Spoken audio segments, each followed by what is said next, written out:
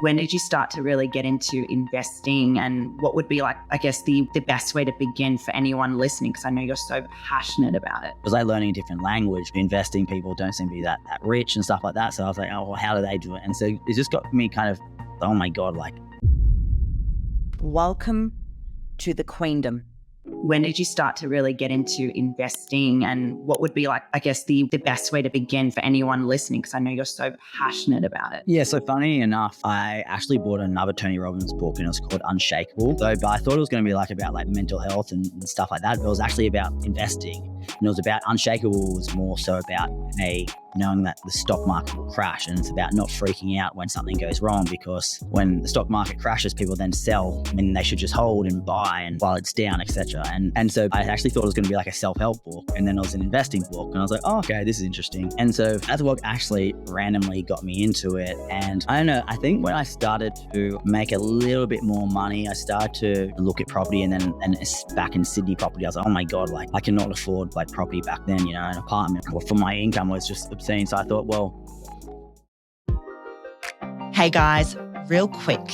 Have you ever been stressed out or stuck on a problem you just can't seem to figure out, and then a friend or a mentor comes along with a fresh perspective and shows you a solution that completely changes the game for you?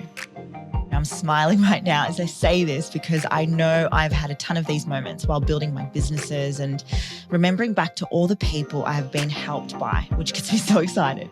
So I want to pass on the information here and give you guys a favor to build this Queendom community. Whatever platform you are listening on, I encourage you to hit that subscribe button and tune in every Wednesday, because you just never know when you will hear that special something that completely changes the game for you. And when it happens, make sure you leave behind 5 stars so we know our efforts are making an impact. I love you guys.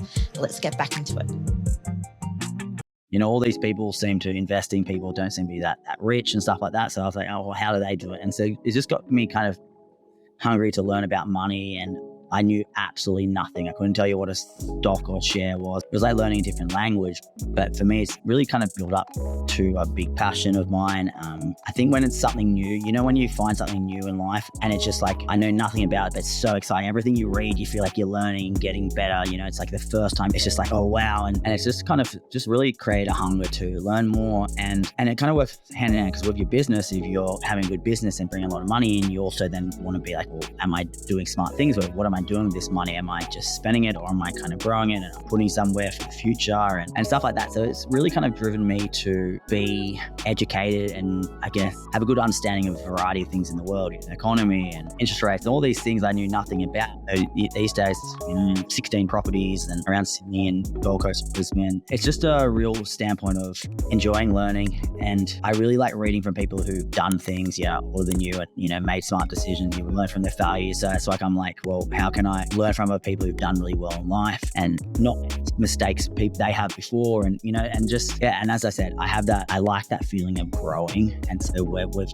like portfolio of money and stuff like that, investing, you can put it away and grow and grow and grow. And plus, it's also, I don't buy anything really outside of, anything special. So it just forces you as well to make smart decisions with your money as well. Because whenever I make money, I literally just put it in tax, my staff bills, or invest, and nothing stays in my account. And when I invest, it just stays. I don't trade it. So everything I invest is basically with the idea of not going to touch it for 20 years. So basically my account always has $0 in it. And I like that because it makes you feel like you don't have anything, so you don't do stupid things either with your money.